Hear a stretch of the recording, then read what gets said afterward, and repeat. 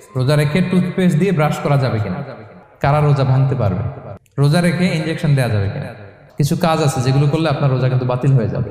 কিছু কিছু কাজ আছে যেগুলো করলে রোজা ভাঙে না, বাট আমাদের মধ্যে কনফিউশন কাজ করে যে এটা করলে কি রোজা ভাঙবে। অনেকে বলে ইনহেলার নেওয়া যাবে, অনেকে বলে যে ইনজেকশন নেওয়া যাবে, অনেকে বলে অ্যানেস্থেসিয়া দেওয়া যাবে, অনেকে বলে এটা করা যাবে ওটা করা যাবে, মানে অনেক কনফিউশন। তো আজকে আমরা এটা জানবো যে এমন অনেক জিনিস আছে যেগুলো করলে আসলে রোজা ভাঙে না। বলেন আমার সাথে সাথে, রমাদান মোবারক, রমাদান কারীম, রমাদান মোবারক, রমাদান কারীম। এই যে এখন মনে হচ্ছে যে না রমজান আসছে, রমাদানের একটা ভাব, মাশাআল্লাহ সুবহানাল্লাহ। রোজার কিছু বিধিবিধান আছে, রুলস এন্ড রেগুলেশনস আছে। আমরা যদি এই রুলস এন্ড রেগুলেশন, এই জুরিসপ্রুডেন্স গুলো একটু রিভাইজ করে নেই, তাহলে পুরো মাস ব্যাপী কিন্তু আমরা খুব ভালোভাবে সিয়াম পালন করতে পারবো। আমাদের কনফিউশন গুলো দূর হবে এবং কারোর মধ্যে যদি কোনো জিজ্ঞাসা থাকে সেটাও আমরা কি করতে পারবো, আমরা সলভ করে দিতে পারবো ইনশাআল্লাহ বিইذنিল্লাহ। আসুন আমরা আমাদের নিয়তটাকে খালেস করে নেই যে আমরা কিছু দিনই কথা শিখবার জন্য, জানবার জন্য, নিজেকে আলোকিত করবার জন্য এখানে বসেছি। কারণ ইন্নামাল আমালু বিন্নিয়াত, যে কোনো কাজের রিওয়ার্ড দেওয়া হয়, প্রতিদান দেওয়া হয় নিয়তের উপর বেস করে। তো আমাদের নিয়ত যদি ভালো হয়, আমাদের এই পুরো সময়টা এটা ইবাদত হিসেবে গণ্য হয়ে যাবে আলহামদুলিল্লাহ। আল্লাহ তাআলা আমাদের এই বসাকে, এই শোনাকে, এই প্রোগ্রামে অংশগ্রহণ করাকে আমাদের নাজাতের ওসিলা বানাক। আমরা সবাই আওয়াজ করে পড়ি আমিন। প্রিয় ভাইরা, মূল আলোচনাতে যাওয়ার আগে আমি ইন্ট্রোডাক্টরি একটা ডিসকাশন করব শুরুতে, এবং মূল আলোচনাটা বুঝবার জন্য এই ইন্ট্রোডাকশনটা বোঝা জরুরি। আমি আমার আলোচনা শুরুতেই সূরাতুল বাকারার একটা আয়াত তেলাওয়াত করেছি, 183 নম্বর আয়াত, এবং এই আয়াতটা আপনারা প্রায় শুনবেন। সিয়াম, রমাদান এই প্রসঙ্গ আসলেই এই আয়াত আলোচকরা আলোচনা করে থাকেন।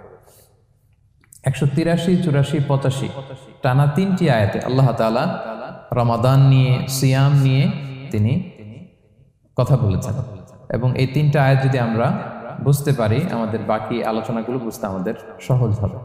তাহলে প্রিয় সুধী, আসুন আমরা আর কাল বিলম্ব না করে মূল আলোচনাতে চলে যাই। আমি তেলাওয়াত করেছিলাম, আল্লাহ তাআলা বলছেন, আউযু বিল্লাহি মিনাশ শাইতানির রাজিম, বিসমিল্লাহির রাহমানির রাহিম, ইয়া আইয়ুহাল্লাযীনা আমানু কুতিবা আলাইকুমুস সিয়াম কামা কুতিবা আলাল্লাযীনা মিন ক্বাবলিকুম লাআল্লাকুম তাত্তাকুন। এই আয়াতটা পরিচিত না কম বেশি সবার কাছে? অনেকের মুখস্থ বা অনেকের অ্যাটলিস্ট অনেকবার শুনেছেন কি, তাই তো?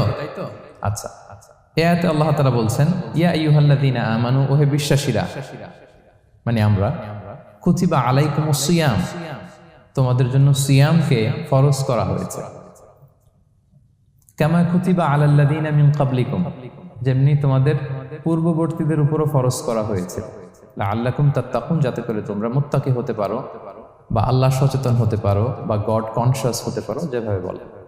So this is the very verse of সিয়াম, যেখানে আল্লাহ তাআলা আয়াতের প্রথমাংশে বলছেন যে ওহে বিশ্বাসীরা, সিয়ামকে তোমাদের উপর ফরজ করা হয়েছে। এই অংশ থেকে বোঝা গেল এই যে আমরা সিয়াম পালন করছি এটা নফল, তাই না? রমাদানে এই যে সিয়াম পালন করতেছি এটা নফল না, এটা কি ফরজ। আমরা যে সিয়াম পালন করতেছি এটা ফরজ, এটা অব্লিগেটরি, এটা ছাড় নাই, এটা রাখতেই হবে।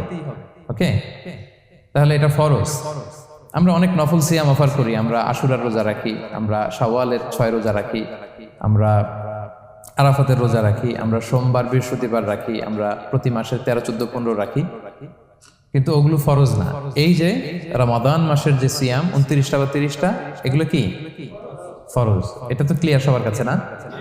তো আল্লাহ বলেন, এই সিয়ামকে তোমাদের জন্য রমাদানে ফরজ করা হয়েছে, যেমনি ভাবে তোমাদের পূর্ববর্তীদের উপরও ফরজ করা হয়েছিল। তাহলে সিয়াম শুধু আমাদের উপরই ফরজ না, আমাদের আগে যে জাতিগোষ্ঠীরা পৃথিবীতে ছিল, যে উম্মত ছিল, তাদের উপরও ফরজ করা হয়েছিল। এটা বলাতে আপনাদের একটু ভালো লাগতেছে না? যদি জানতাম যে শুধু আমাদেরকেই দেওয়া হয়েছে 30 দিনের এই রোজা, বাকিরা আর এই রোজা রাখে নাই, তাহলে বলবো আমাদের উপর কেন এত কষ্ট? কি বলেন?